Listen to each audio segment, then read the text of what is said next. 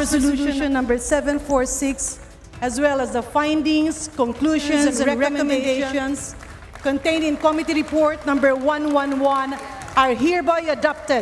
The impeachment complaints filed against the President, Ferdinand Bongbong R. Marcos Jr., are hereby dismissed. Sa plenary session ng Kamara hapon ng Martes, February 10, 284 na mga kongresista ang bumoto ng pabor sa House Justice Panel Report at resolusyong nagre-rekomenda sa tuluyang dismissal ng 2 reklamong impeachment laban kay Pangulong Ferdinand Marcos Jr. 8 ang tumutol, samantalang 4 ang nag-abstain. Bunsod nito, tuluyan ang ibinasura ng Kamara ang reklamong impeachment laban kay PBBM. Nangangahulugan itong sa loob ng 1 taon mula noong January 26, 2026, ligtas na sa anumang impeachment proceeding ang Pangulo. Following the ruling in Francisco versus House of Representatives, it is the referral to the Justice Committee which triggers the running of 1-year prohibition period. It likewise triggers the prohibition to receiving subsequent impeachment complaints. So, tama po na bawal pang mag-file na impeachment complaint against the President until January 26 of 2027.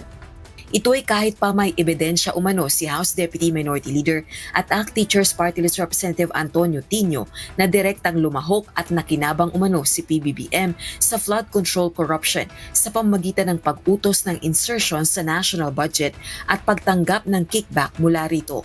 Ang kongresista ay endorser ng ikalawang reklamong impeachment na inihain ng civil society at progressive groups na nag-aakusa ng 3 batayan kung bakit dapat mapatalsik sa pwesto ang presidente. Merong record ng komunikasyon sa pagitan ni Yusek Adrian Bersamin at ni Pangulong Marcos mula December 2024 hanggang July 2025. Kabilang dito ang mensahe noong Marso 2025 ng pagtanggap ng delivery ng 8 billion mula kay Bernardo na pinarating kay Pangulo. Kasama ang acknowledgement at tugon ng Pangulo na okay. Sabi po sa mensahe, complete na po ang 7.122 delivery sa akin. Tapusin ko po ang computation today. Dagdag pa rito, may kopya ng record ng komunikasyong ito ang iba pang kongresista.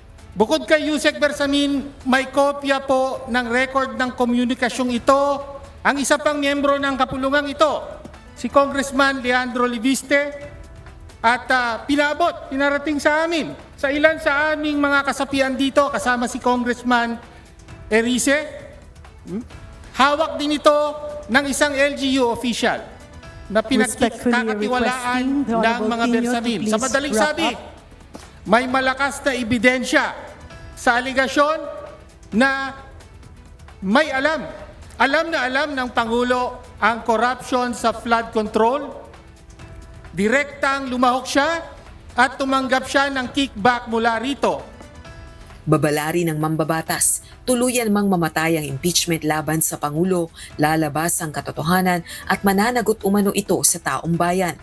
Ayon naman sa Malacanang, ikinatuwa ni PBBM ang prosesong nangyari sa Kamara kaugnay ng impeachment complaints laban sa kanya. Sa ngayon din nais ng Pangulong sumulong at magtuloy-tuloy sa trabaho nito. Rosa Licoz, UNTV News and Rescue.